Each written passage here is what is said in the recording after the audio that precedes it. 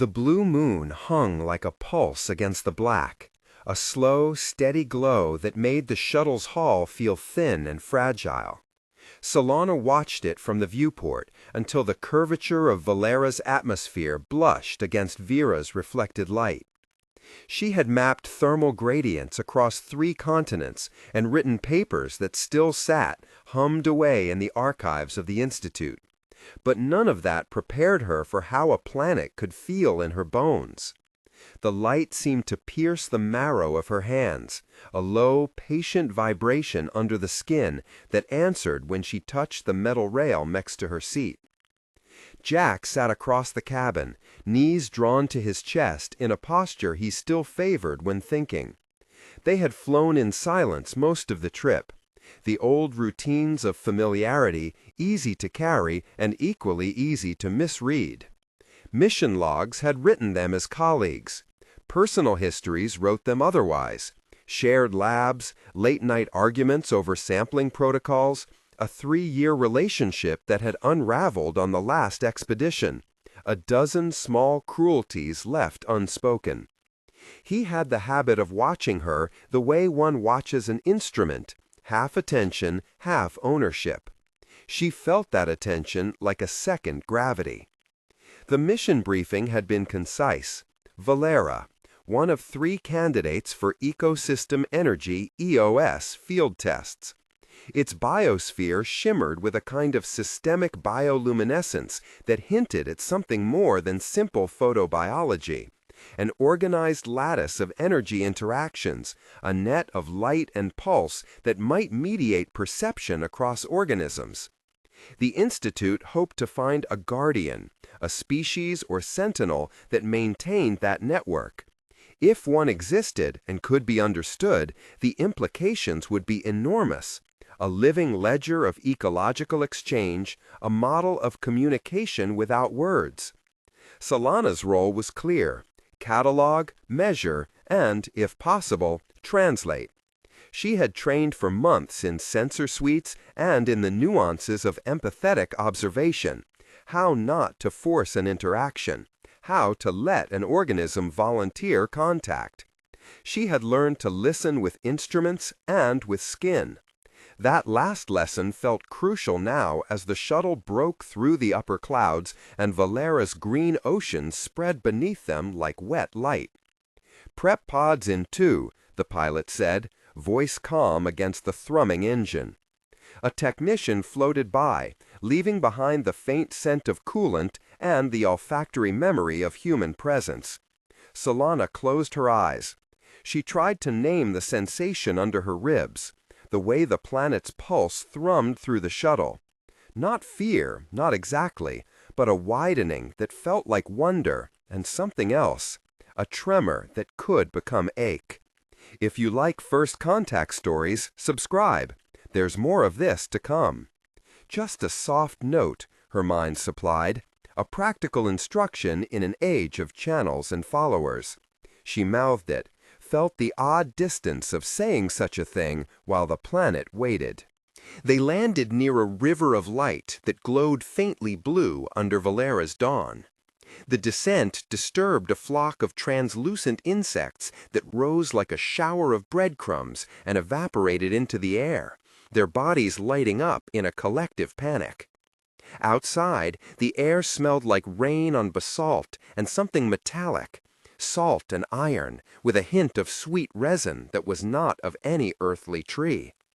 Their first trek took them through a forest of towering lianas and leaf plains that radiated tiny lantern lights when brushed. Sensors read the flora as reactive. Mechanical disturbance produced a cascade of micropulses across tissue networks. The EOS system, the biologist's shorthand for Valera's ecosystem energy exchange, registered in color bands across Salana's tablet. Low-frequency hums where roots mingled with water veins. High spikes where insect swarms synchronized flash patterns. Something in those bands drew them forward, a ripple on the instruments that didn't match any known pattern. They reached the clearing at midday under a sky the color of shallow water. The energy signature intensified, an almost symphonic layering of harmonics that the instruments translated as a coherent waveform, not noise. At the edge of the clearing, a fissure yawned into the earth. Its mouth rhymed with luminescent moss. The air coming from it was cooler, tasting of wet stone and ionized light. When she put a gloved hand over the opening, Salana felt a faint buzz, like a purr against her palm. The instruments went quiet. The waveform collapsed into an elegant single tone. "Guardian signatures," Jack said low. His voice betrayed something between professional excitement and the old possessiveness. This find, they both knew, could be a career-defining discovery. Around them, the bioluminescence flickered and arranged itself into rhythmic patterns, as if the forest were nervous. They went in. The cave swallowed sound. Vegetation clung to its walls in filaments that pulsed when they brushed. And somewhere deeper, water moved with a luminous slow motion. The beams of their lamps fell across formations that hummed with resonance, ridges that sang back their light. Salana's skin prickled. Her breath came in small, expedient measures to keep her steady in the changing pressure of the space. Deeper still, the corridor opened into a vast chamber where the ceiling was lost to biolux, and the floor was a shallow glass-like lake. The air there felt charged in a way she had only felt around certain neural simulations in the lab, full of patterns that made the back of her neck feel like a cord waiting to be plucked. Then Nirth stepped from behind a column of glowing root. At first, Salana saw only a motion and a fall of light. Then the shape resolved. Tall, not quite humanoid, limbs long and proportioned with an elegance that read as guardian rather than predator. Skin, if that was the right word, was translucent along the forearms, like thin glass with veins of light threading through. Bioluminescent filaments ran along the shoulders in patterns that shifted with subtlety. Nirth's head tilted, an anthropomorphic gesture with something older in it, curiosity itself, as if it had been waiting for a language long enough to develop its own accent. It did not speak. There was sound, soft, oscillating frequencies, which Salana's implants tried and failed to parse. But when Nirth lifted a hand, the motion was an offering, a small cluster of flowers that glowed with a warm internal fire. The flowers were not animal nor plant, but an interstitial growth that pulsed in response to the cave's hum, a physical manifestation of Valera's energy. Salana moved first. She felt the impulse before it registered as choice. Forward, hand out, as if some internal map had shifted to make space for contact. Her gloved fingers brushed the petals, and an immediate cascade traveled up her arm, an electric bloom that touched the joints and the fine hairs along her wrist. It was not painful. It felt like a translation. Her vision narrowed to a point of bright sensation. The taste of rain, the memory of a water sample, the way someone's hand had once held hers while they watched a simulation of tidal flows. Sentences did not arrive, impressions did. The contact threaded into the limbic spaces of memory, knitting together the sensory archives in a binding pattern. Jack's lamp beam flicked from Salana to Nirth and back. He stepped forward, not close enough to touch, but close enough to form a line between them.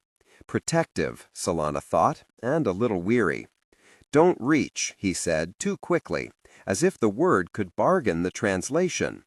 Nirth withdrew the offered flowers and re-extended them, a gesture amplified into a question through the cave's harmonics. Then it did something else. It touched its own chest with two fingers in a rhythm, and the filaments along its shoulder flared in an answering pattern. The motion had the quality of naming. Here I am. Here is what I offer. Salana's body answered again before she could interpret. The hum in her arm settled into a pattern that matched Nirth's flaring filaments. Her heartbeat slowed, aligning to the cave's low pulse. She realized afterward that she had stepped closer. She could not remember the conscious decision to do so. The instruments logged the event as a small spike in adrenaline readings, a shift in muscle tone and respiratory pattern that any physiologist would label a reflex. It felt like more than reflex, though. It felt like being permitted to be known. Nurth's presence felt respectful, attentive, curious, and wary in equal measure. The guardian's gestures were slow and deliberate, as if communicating the translation of touch into pattern required patience. When Salana, hands still trembling, mimicked one of the rhythms by tapping the side of her helmet, a fragment of the cave's light rearranged into a response. Something in that exchange was the kernel of language, sessional, anchored in energy and sensation, but repeatable, translatable. They left the cave with data that would take months to parse.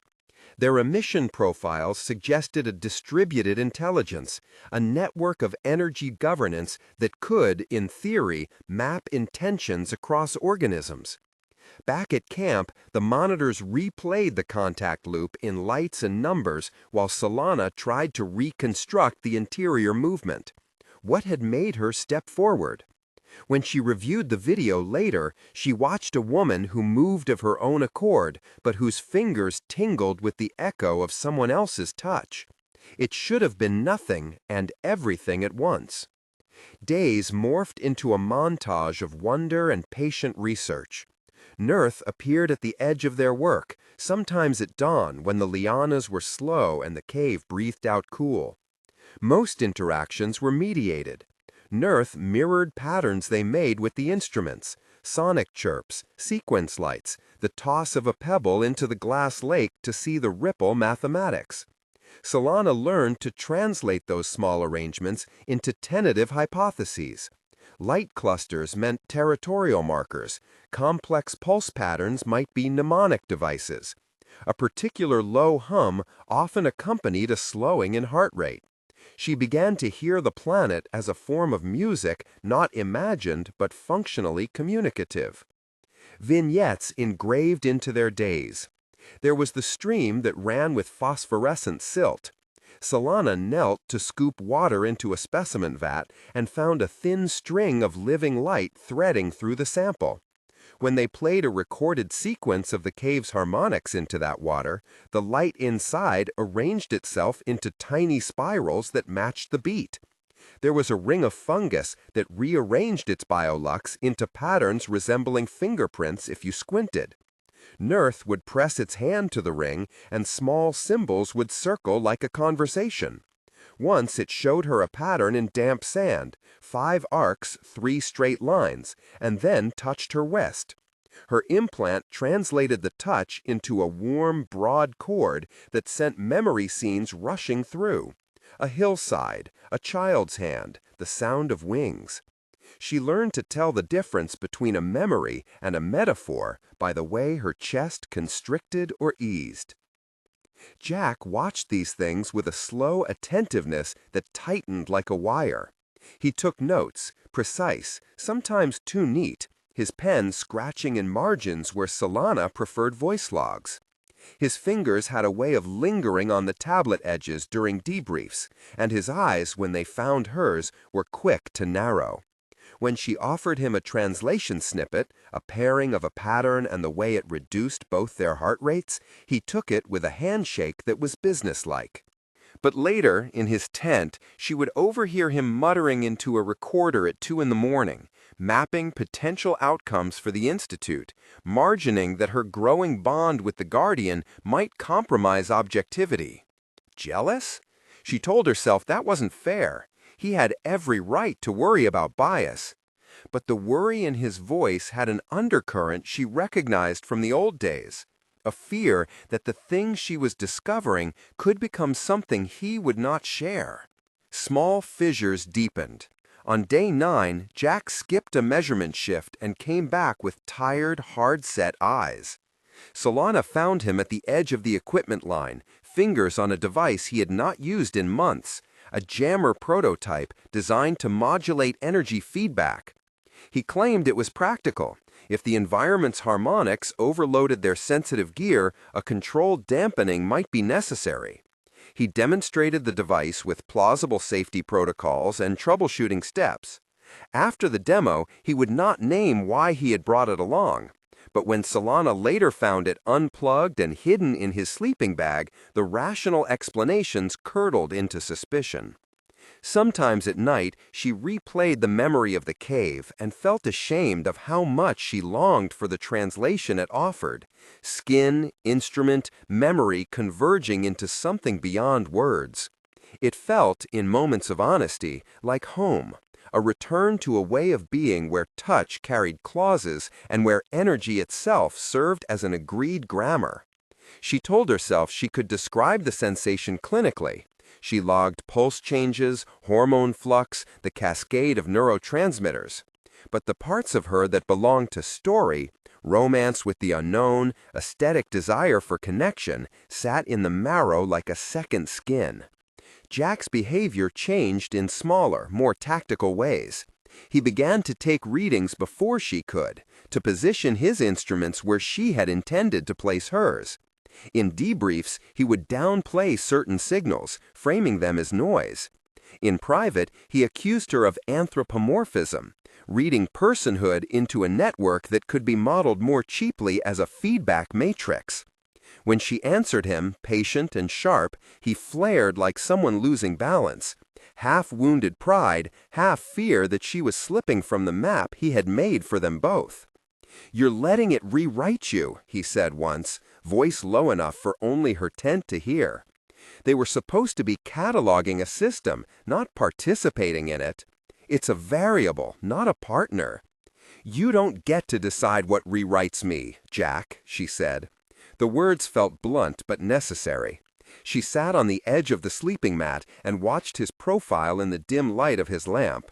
He looked older than he had last expedition. Tension made the jawline hard. "I promised the Institute data. I also promised myself I wouldn't shut my hands if something was offered." He tapped the small, hidden device under his pillow and did not meet her eyes. "Promise the Institute first," he said. There was no irony in the tone now, only resolution. She understood then. His worry had metastasized into intent. On day 12, the Guardian took her deeper into the forest than before.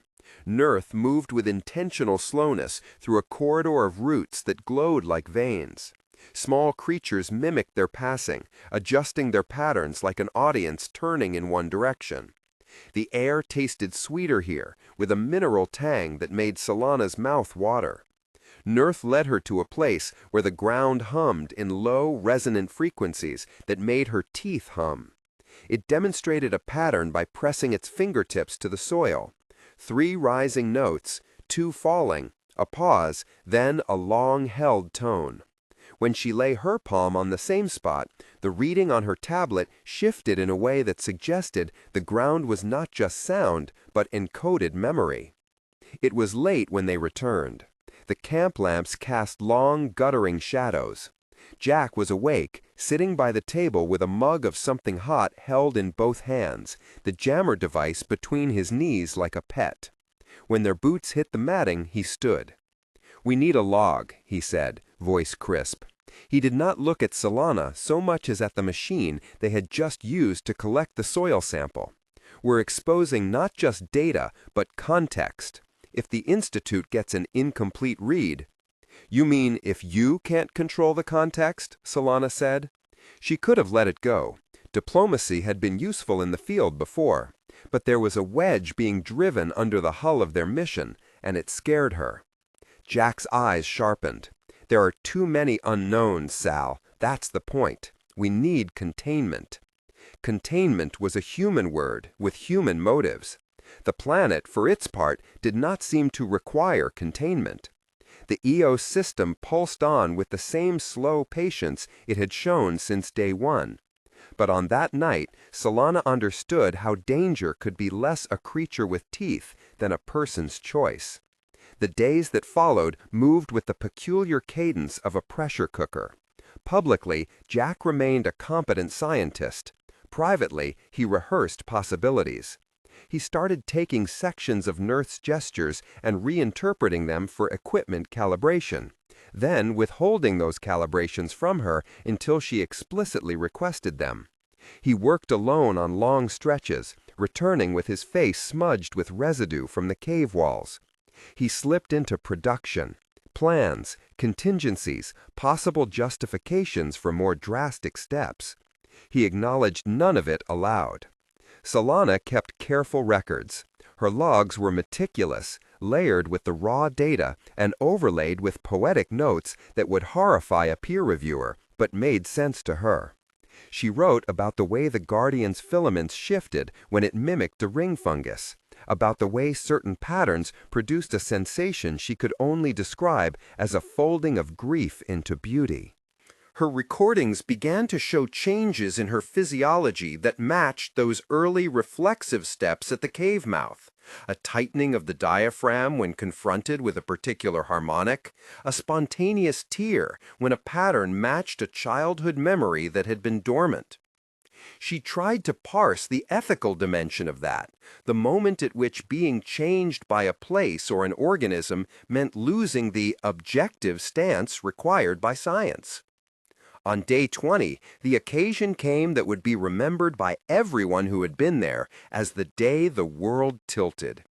They had mapped a new chamber, one submerged partially in warm, shallow water that reflected the ceiling in undulating light. Nurth met them there without preamble. The Guardian moved with a measured grace and approached Salana in a way that drew attention even from Jack. The filaments along its shoulders unfurled in an intricate pattern that the instruments identified as a semantic cluster, something like a sentence. It began with a small, deliberate contact. Nurth extended a finger, and where it hovered, a thin arc of light formed between the fingertip and Salana's palm. The arc was not an object, it was a living current, a ribbon of energy that hovered like a bridge.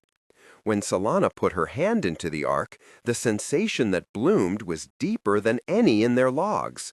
A compound impression of salt air, of running water over a foot, a hand from long ago resting against a shoulder. The current crossed her skin like a question and an answer in the same breath. Nurth's motion shifted. The Guardian inclined its head in a motion that read to Salana like translation, an attempt to map human gestures into its own lexicon. It placed one hand flat against its chest, and then placed its open palm outward toward her. The filaments around its shoulder arranged into a pattern that resembled a human gesture of offering and waiting. There was a dignity to the exchange, an effort to be comprehensible. Then it did something distinctly human and distinctly alien. The Guardian produced a sound that translated by the implants into the phrase spoken not in human words but in shapes of meaning. Like this? The tone was not mockery or command, only a test for understanding. For a fraction of a breath, Nurth's question hung between them like a suspended glass. Like this? Is this how you want it? It asked, the phrase curling into a repetition, as if to double-check the translation for nuance, for the echo of consenting desire rather than assumption. Salana's body answered before her mouth could form an answer. Her breath caught. It was a small, involuntary inhalation that lodged at the back of the throat, an animal reflex that had little to do with language and everything to do with muscle memory. Her shoulder dropped, relaxing in a way it had not since they first left orbit. A step forward followed, so minor that the cameras might have logged it as noise, the ball of her boot forward carrying weight. Her hand, resting an idle inch from Nurth's, moved in a motion she could later describe as both reach and retreat, a translation that could mean welcome or mere curiosity. The sensors went mad with microdata, a burst in skin conductivity, a recalibration of breathing rhythm toward the cave's base frequency, the micro tremor of a hand seeking connection. She had felt this before, those small physiological betrayals when body and mind misalign, but not like this. Not in the presence of another sentient will performing an act of translation. The reflex read like consent on the outside, but internally the cognition crawled into place slowly. Her mind, always a late arriving passenger in events the body had already set in motion, cataloged the movement. It noticed the pattern and tried to file it under artifact, instrument response, external stimulus. It realized, with a cold clarity, that she had let the reflex come without setting the frame, without naming the terms. Jack's face changed as if someone had punched a hole through the membrane of the world. He had been watching, hands tucked into the pockets of his field jacket. His jaw tightened. For a second, his expression was only shock, then something older, wounded proprietorship. He stepped forward before thinking, too fast for caution. "Sal," he said, voice high with an edge that didn't belong in the cave, "don't." Nurth withdrew its hand a fraction. The filaments around its shoulder flared in an arrangement that suggested perplexity. It lifted its head, the motion like a scholar re-evaluating a translation. Before Salana could speak, before she could place her fingers against her own mouth in the thoughtful pause she preferred when measured decisions were necessary, Jack moved. He lunged not at Salana, but toward the jammer device he had hidden earlier, his palm closing on it with an urgency that made Salana's breath catch in a different way.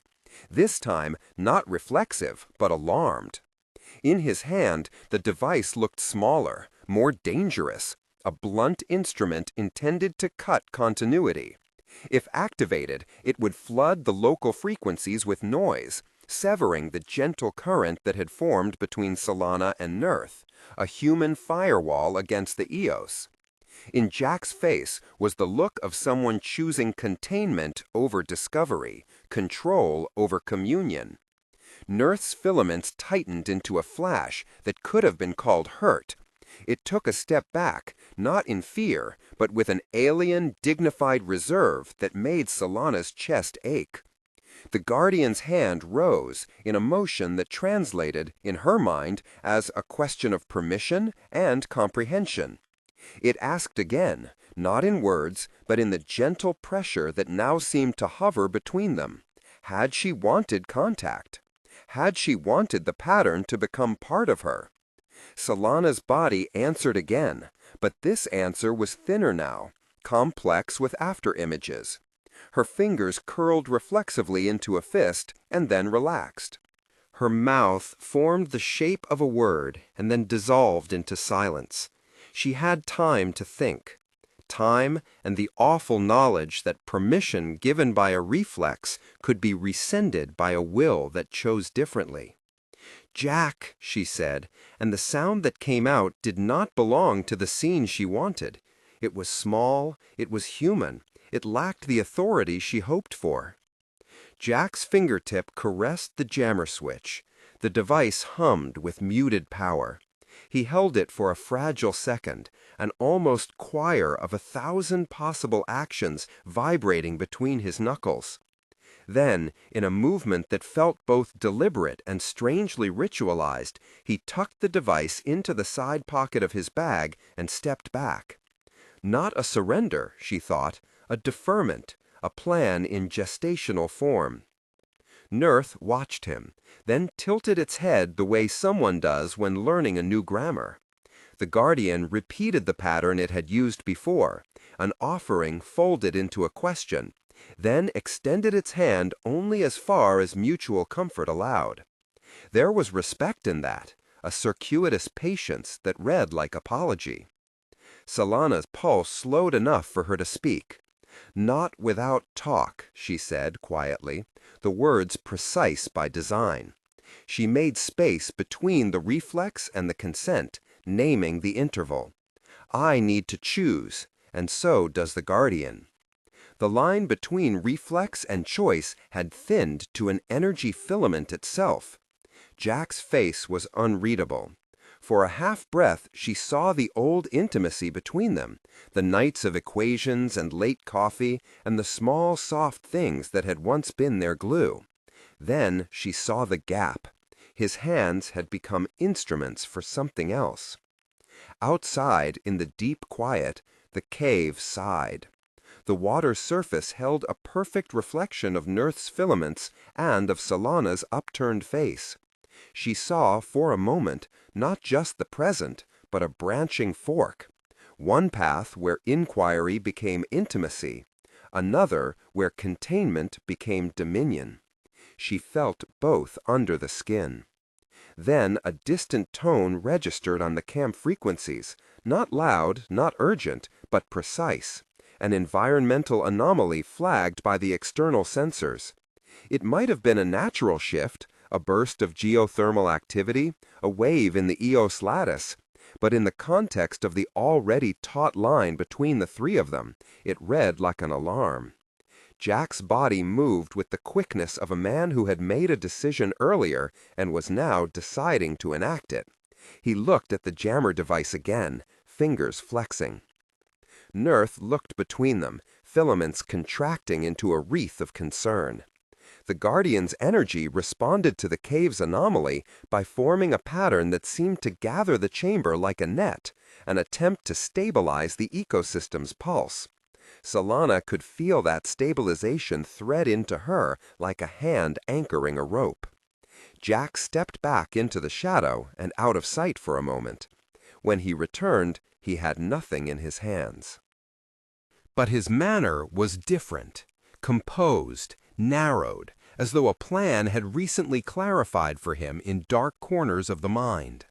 The camp monitors, looping their soft blue light into the cave, recorded his posture and the spike in his adrenal hormones.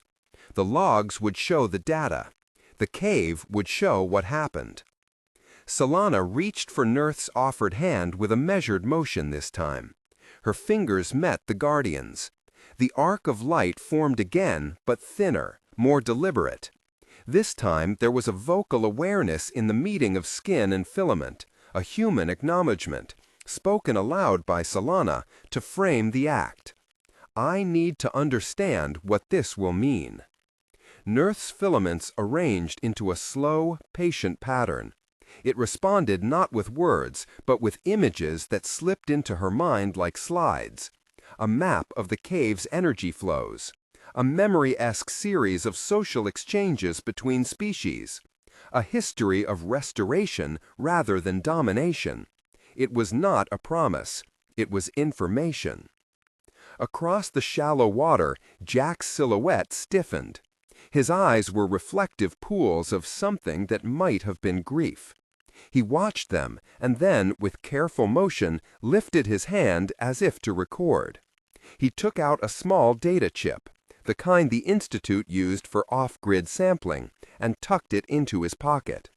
The movement was casual and yet essentially incriminating, an act which might be the seed of betrayal or a simple data safeguard. Salana did not see the chip then. She would later. The question had been asked, the reflex had answered, the choice hung like fog. The cave's light pulse slowed, as if holding its breath for their next move. Outside in the forest, the trees flickered their lantern sigils in small, curious waves, and the river's phosphorescent streaks held steady.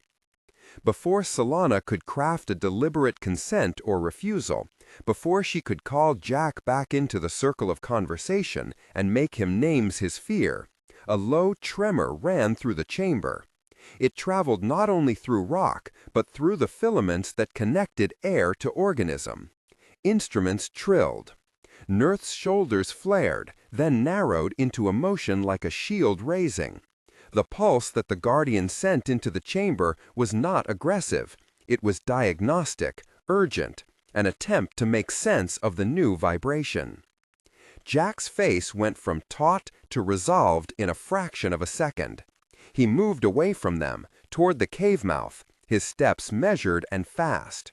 Salana called his name, but the sound was small against the sudden swell of the cave's harmonics. Jack did not look back. Nurth's hand closed.